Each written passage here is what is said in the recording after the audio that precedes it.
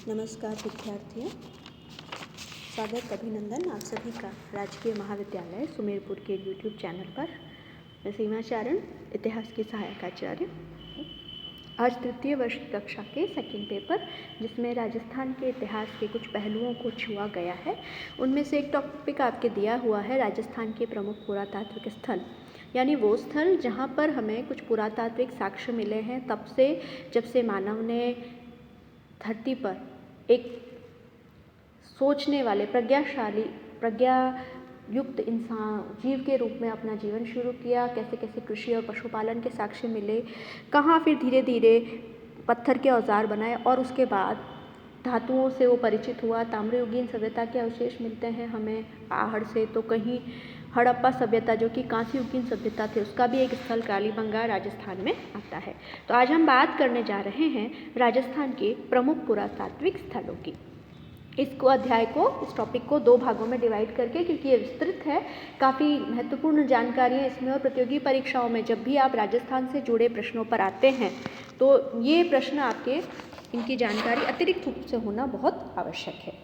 तो हम बात करने जा रहे हैं राजस्थान के प्रमुख पुरातात्विक स्थलों के बारे में। सबसे पहला जो जहन में हमारे आता है राजस्थान के पुरातात्विक स्थलों में, वो है कालीबंगा। वैसे इसकी जानकारी इटली के प्रसिद्ध इतिहासकार लेखक एल.पी. टेस्सीटोरी ने खोज अभियान के तहत दी थी, और इसने यहाँ कई प्राचीन स्थलों की खोज करके पुरातात्विक वस्तुओं को इकट्ठा किया। लेकिन बाद में इनकी खोज का श्रेय हम देते हैं अमलानंद घोष को, या एक घोष के नाम से भी कई बार जाना जाता है, 1952 में। इन्हें कालीबंगा सभ्यता का प्रथम खोजकर्ता मानते हैं, और इनकी खोज के बाद ही इसका पहली बार उत्खनन या खुदाई 1961 से लेकर 1969 तक ब्रिजवासी लाल या बी लाल और बाल कृष्ण थापर के नेतृत्व में यहाँ की खुदाई की गई।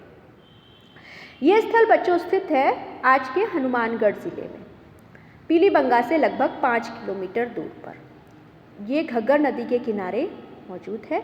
इस नदी को सौतर नदी, मृत नदी, नट नदी, लेटी हुई नदी या राजस्थान का शौक भी कहा जाता है। इस नदी को संस्कृत साहित्य में उस वक्त ये यहाँ पर बहा करती थी तो बहुधान्यदायक क्षेत्र के नाम से जाना जाता था। कालीबंगा वैसे एक सिंधी शब्द है, और अगर इसका हिंदी में अनुवाद करें तो काली यानी ब्लैक या काला रंग, और बंगा यानी चूड़ियाँ, यानी यहाँ से जो काले रंग की चूड़ियाँ अधिक मिली है, इसके कारण इसका नाम कालीबंगा रखा गया है।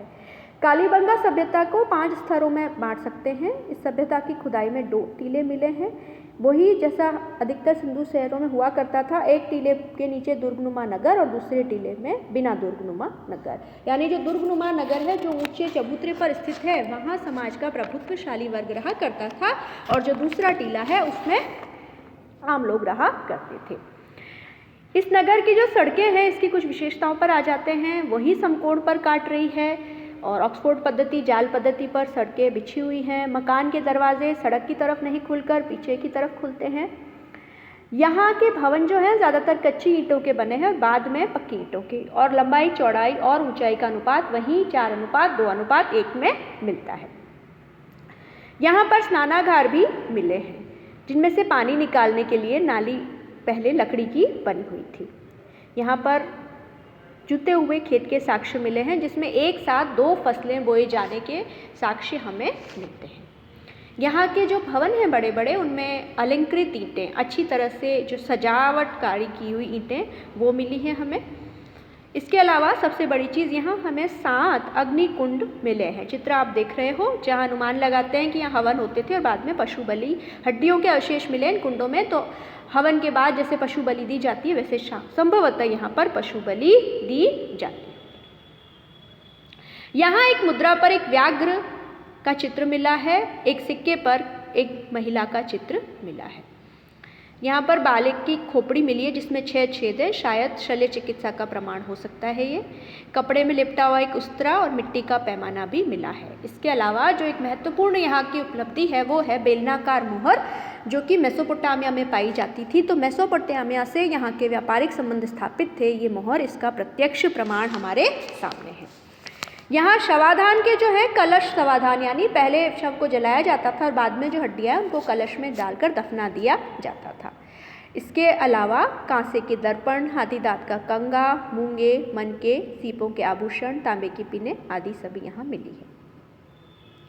कालीबंगा से हमें अंडाकार कब्र के प्रमाण मिले हैं। इसके अलावा स्वास्तिक चिन्ह के भी प्रमाण मिले हैं।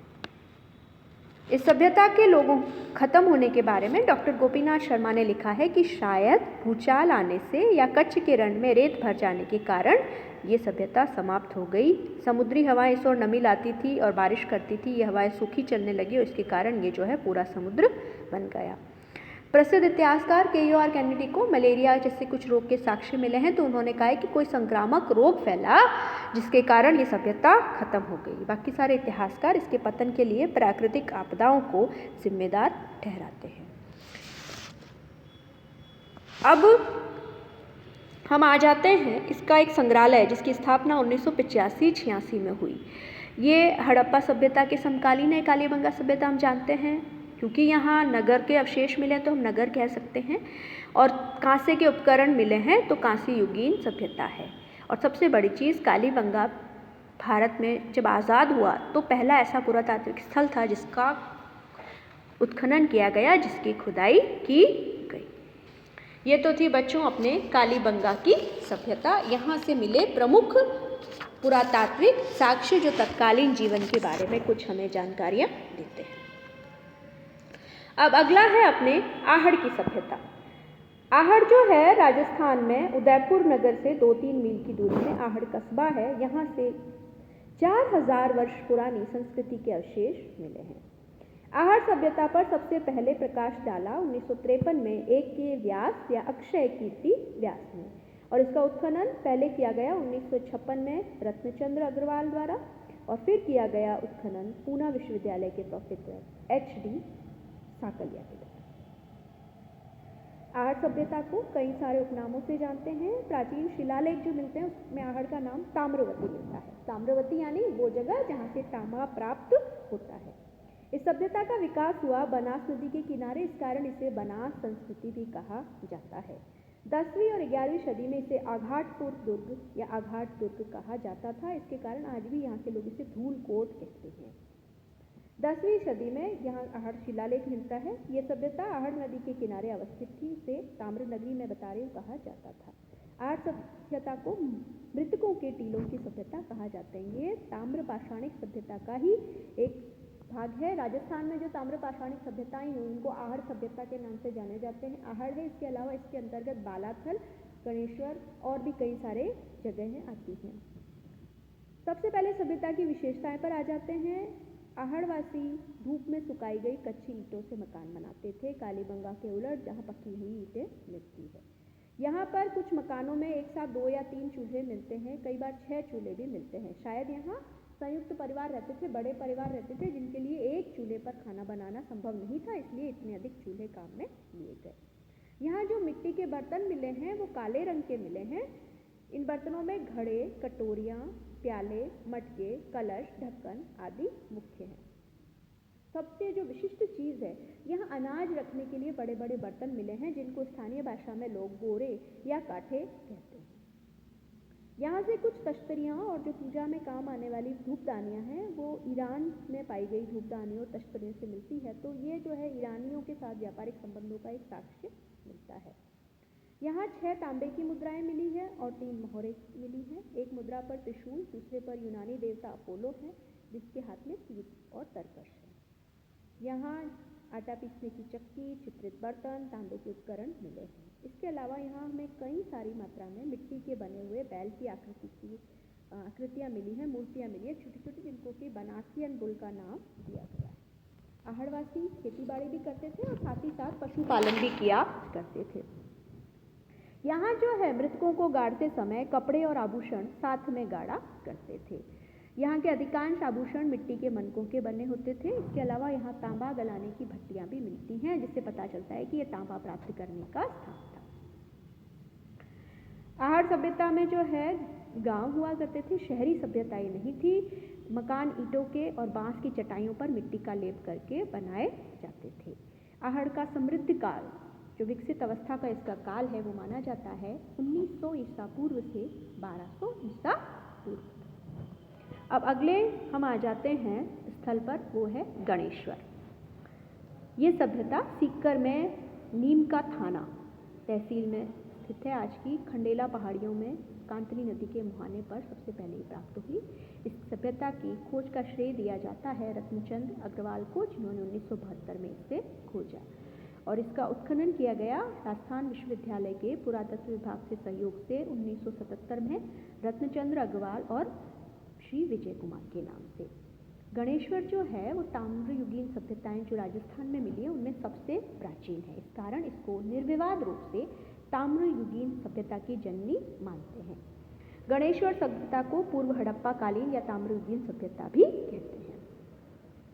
सिंधु घाटी सभ्यता में जो कांसा जो तांबे में टिन में ला करके बनाया जाता है, तो तांबा जो है ये यहीं से लिया जाता था।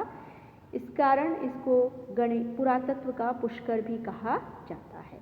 अब इसकी विशेषताएं आ जाते हैं। यहाँ जो है मकान का निर्माण पत्थरों से करवाया गया है, ईंटों से नहीं। एकमात्र स्थान जहाँ पत्थर के बांध भी मिले हैं। यहाँ से जो मृतपात्र या मिट्टी के बर्तन मिले वो कथी मृतपात्र कहे जाते हैं।